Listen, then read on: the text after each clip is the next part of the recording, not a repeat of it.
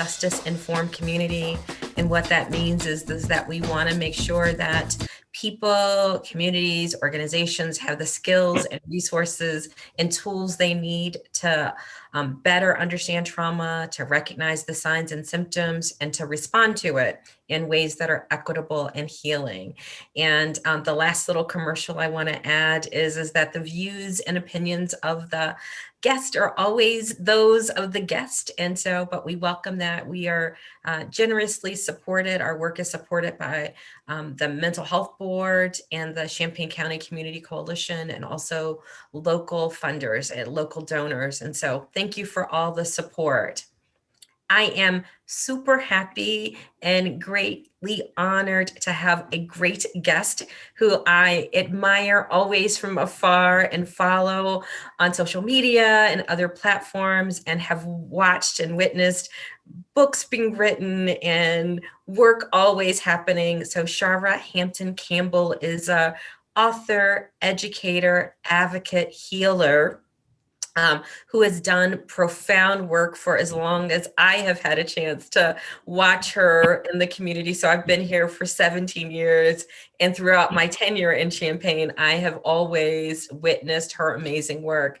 And when we were thinking about like the show and the time of year and all of the conversations people are having about Thanksgiving and the holidays and healing and wellness, I just knew that she had empowering words of wisdom to share with us. And so I am so happy you are here and spending time with us, and would love for you to, sir, I gave you my little commercial about you, but your bio is far more impressive than I ever could give you justice. And so share more about who you are for those in our audience who might not know about you and your work.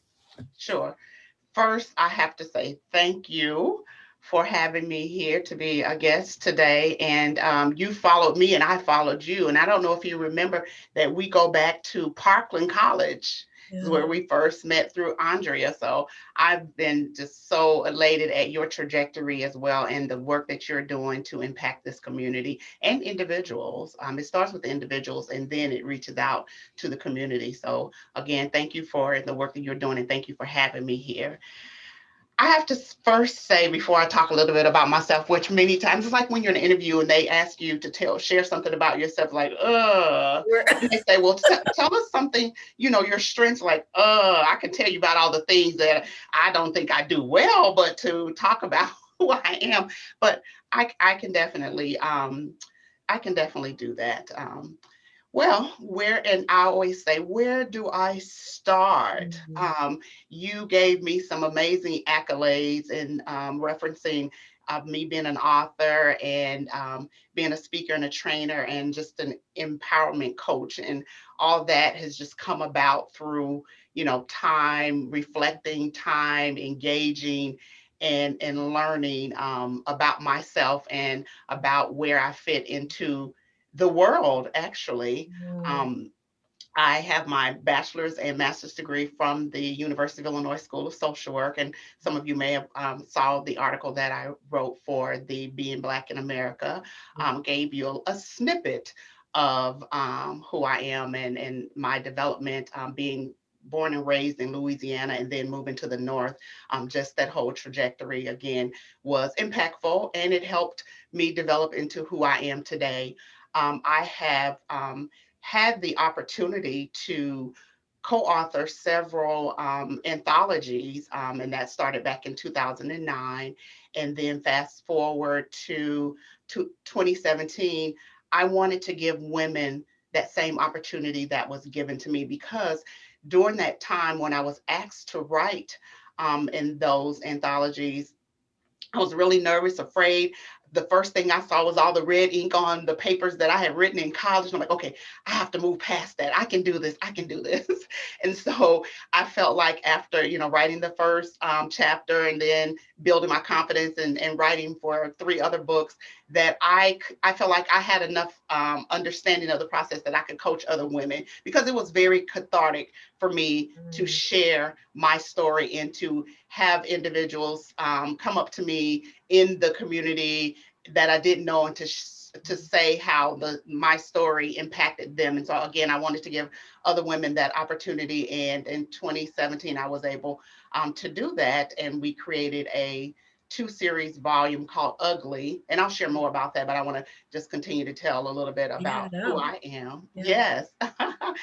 And then after 20 plus years, I decided that I wanted to go back to school to earn a doctorate degree because I have many, many years of experience working with foster youth. My husband and I were foster parents for 21 years, and we foster teens. And that's a very difficult Mhm. population that most people would say. But for us, it fit into our environment, it fit into our family structure, it fit into our daily routine to be able to nurture and encourage and strengthen the teens as they were dealing with figuring out who they were, overcoming what had happened to them throughout their childhood, deciding on what the rest of their life was going to be like. And I felt like we could be that role model. If they saw that on a daily basis while they were working through their trauma, then it would be impactful. So I decided that after we gave up that part of our life, after 21 years, I told my husband, I said, we've done our due diligence. Let's figure out how we can continue the work, but in a different capacity. And I decided that I wanted to study the educational path of former foster youth as it relates to higher ed.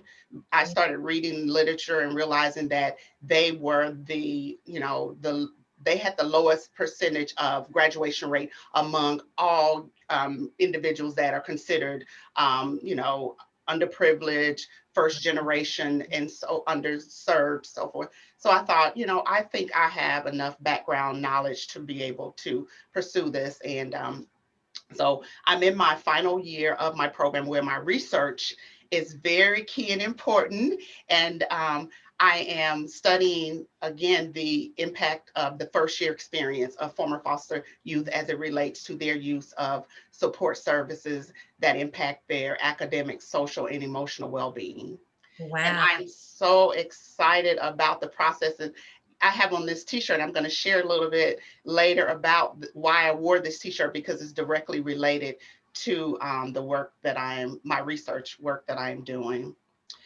I have founded several organizations throughout my life and my work as a social worker. Whenever I'm in an environment and I see that there's a gap in programming, I have utilized that knowledge to create programming to fill that gap. And so, about 10 years into my work as a social worker, I realized that foster youth struggle with finding jobs. Mhm. Their developmental age and chronological age didn't match. So they were getting jobs in the community, fast food restaurants and what have you, but they were playing on the job because developmentally they were not 16, 17. They were actually about 10, 11, and 12. So they would get fired, and it was for reasons that were, when we looked at it as an agency, okay, they really are not ready. So I created a job shadowing program where I connected them with like carpenters and people that were private business owners that could work with them one on one. And that really helped again teach them soft skills, social skills, and so forth to prepare them for later entrance into to the workforce. um, I've done leadership programs for foster youth. Again, they are so dear to my heart. And again, just finding gaps in services and needs for them and creating programming that would benefit them. Usually, when I develop these programs, I would take a year and get a part-time job or figure out some type of way to earn monies to fund the program, and that year will give me the time to really structure it. We know that usually startup businesses, within the first 5 years is the most critical time. So I felt by taking that year, I could really hone in on every aspect of how to shape and develop that program so that it would last for as long as it was supposed to last. And so that is kind of my world in a nutshell. Got the degrees to support understanding, how to navigate as a social worker from a theoretical perspective, and then from a perspective of, understanding my community and the needs and having a target population, which was and is continue to be foster youth. Wow. Okay. So I have about, a bazillion questions, Yes. but don't have time for a bazillion questions. But the first question, first of all, I want to share, I'm going to backward engineer before I ask the question is you really, really demonstrated in your life and in your commitment and your approach, why we always advocate for a trauma-informed approach, right? Because trauma-informed approaches would be recognized. One of the things we'd say is we want you to recognize, like, when people have been through adversity, their worldview, their ways of functioning at work, in the community, at school could be different. And so we need to change our responses. And your intuitive knowledge said, hey, let's have a more empowerment, skill building approach, which is, again, something that builds neuroplasticity and brain development and capacity. And so I loved how you just sort of really demonstrated the effectiveness of, like, theory. Like, it's one thing to read things in a book, and then it's one thing to apply it. And you said, hey, my knowledge says that if we ground it this way. The other thing that I hope people walk away with is that I believe this, and I know you believe this, is that we are the ones we've been waiting for. And you said, hey, when I see a need, I don't wait for somebody to come up with a solution or a program. I actually build and invest the capacity to do it, and to take a chance, and to take a stab, and to research and plan and be intentional about it, and to use both scholarship and live experience, and to go after it. Because I think so often there's some passivity, or right on one end there's passivity, or on the other end there's just like, let me just jump into the pool and not pay attention to the research and groundedness, which hurts individuals, families, and communities. So I loved how you modeled just how to do that well and skillfully. Thank So you. the question is, Yes. it sounds like you and so I'm going to use language that might sound faith-based, but so I'm trying to think of what other language to use, but it sounds like you have a sense of a calling for those people who are using that language, or a vocation, right? Like a sense of mission, vision, and purpose that has driven all of how you come to be and the work that you do. Can you share a little bit about, like, that part of the journey? Because I can imagine that might be a little inspiring for people. And I would have to agree, it is a calling, and I am very spiritually connected. I am of the Christian faith, and I was brought up in the Christian home, and my mother is the oldest of 11, so I had a plethora of examples. And what I liked about my growth and development in the church was that my mother didn't force us to go. We wanted to go because we saw the nurturing. The programming was supportive of building you as a child and strengthening you and so forth. So, and being in that environment and seeing how the church at that time really helped the community. And so I saw that, I noticed it, and I took on those values as well because I felt I'm a part of the church. So it's in me, and I'm supposed to go and spread charity abroad. And I think that has been the premise of my beliefs and my actions. Yeah. Yes. And, for all the things that I've done, I've gotten that sense of contentment inside when the idea first formulates in my head, and I just let it sit there for a minute, and then it becomes um, powerful in that it feels right. I get excited about it. And then as I start to put those pieces into place, it happens without interruption. And then I know that it's God. I'm like, God's hand is in this, because if I was doing it, it would have fallen apart a long time ago. I'll give you an example.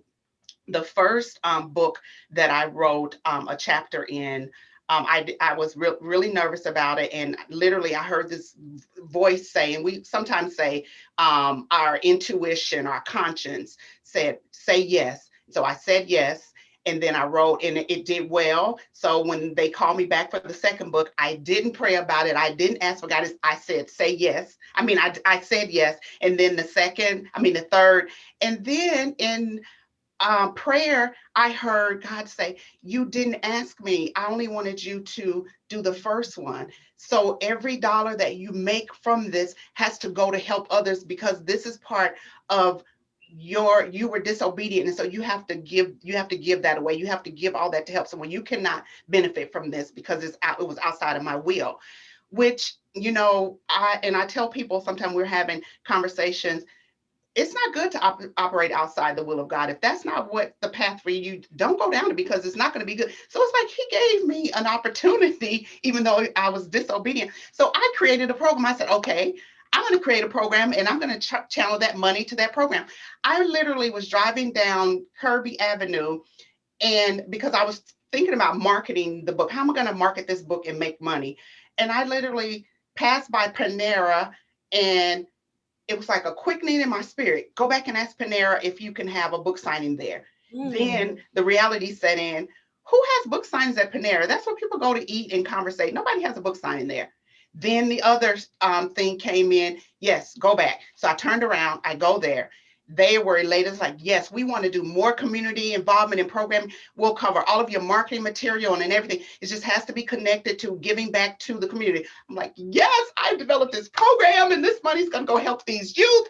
And it was an amazing experience. And I ended up having like 4 book signings there, and was able to generate all the money that I needed to fund that summer program. So yes, and I don't move outside of first getting centered and confirmation that what I am wanting to do is in alignment and in God's will.